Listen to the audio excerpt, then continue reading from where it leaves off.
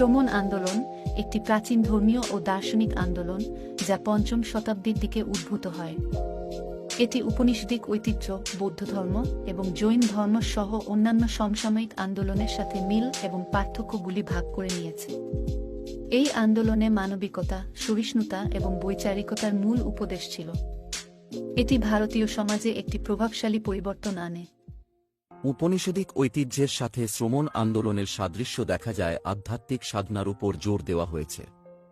আত্মোপলব্ধি এবং অভ্যন্তরীণ জ্ঞানের দিকে মনোনিবেশ করা হচ্ছে, যা আচার ও বস্তুবাদে প্রত্যাখ্যান করে। এই সম্পূর্ণ প্রক্রিয়াটি আমাদের মানবিক উন্নতির পথে এগিয়ে নিয়ে যাচ্ছে। উপনিষদিক ঐতিহ্যে এবং শ্রমণদের তপস্যা এবং ত্যাগের মধ্যে একটি পার্থক্য ছিল। শ্রমণরা জ্ঞান এবং প্রজ্ঞার উপর জোর দিয়েছিল, যখন উপনিষদিক ঐতিহ্য এটি দৃষ্টি নিবদ্ধ করেছিল। আর এখানে একটি মুখ্য পার্থক্য হল, শ্রমণরা বেদের কর্তৃত্ব প্রত্যাখ্যান করেছে, যখন উপনিষদিক ঐতিহ্য তা গ্রহণ করেছে। এই দুটি ধারার মধ্যে এই পার্থক্যটি মনোযোগ সৃষ্টি করেছিল এবং আমাদের ধারণা পরিবর্তন করেছিল। বৌদ্ধ ধর্মের সাথে শ্রমণ আন্দোলনকারীদের সাদৃশ্য অনেক মূল্যবান। অহিংসা এবং সহানুভূতির উপর জোর দেওয়া হল তাদের মূল ধারণা। বর্ণপ্রথা ও আচার অনুষ্ঠান প্রত্যাখ্যান করে তারা সমাজে সমানতা এনেছে।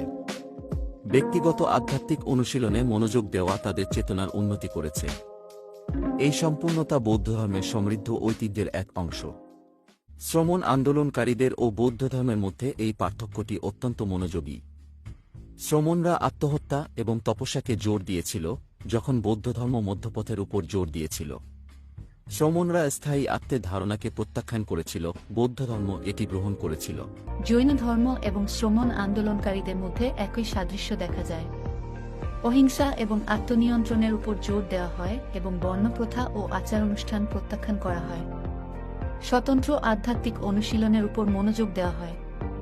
এই মূল্যবোধ ও সাধনার মাধ্যমে তারা মানবিক উন্নতির পথে অগ্রসর হয়েছে। জৈন ধর্মে এবং শ্রমণ আন্দোলনকারীদের মধ্যে একটি মূল পার্থক্য ছিল তপস্যা এবং ত্যাগের ধারণা। শ্রমণরা ত্যাগ এবং তপস্যার মাধ্যমে আত্মশৃঙ্খলা অর্জন করতে চেষ্টা করত, যেখানে জৈন ধর্ম অহিংসা এবং আত্মশৃঙ্খলার উপর জোর দিয়েছিল। শ্রমণরা স্থায়ী আত্মের ধারণাকে প্রত্যাখ্যান করেছিল, যখন জৈন ধর্ম এটি গ্রহণ করেছিল। এই পার্থক্য দেখানো যায় কিভাবে ধর্মীয় ধারণা এবং অনুষ্ঠানের মধ্যে বিভিন্নতা থাকতে পারে।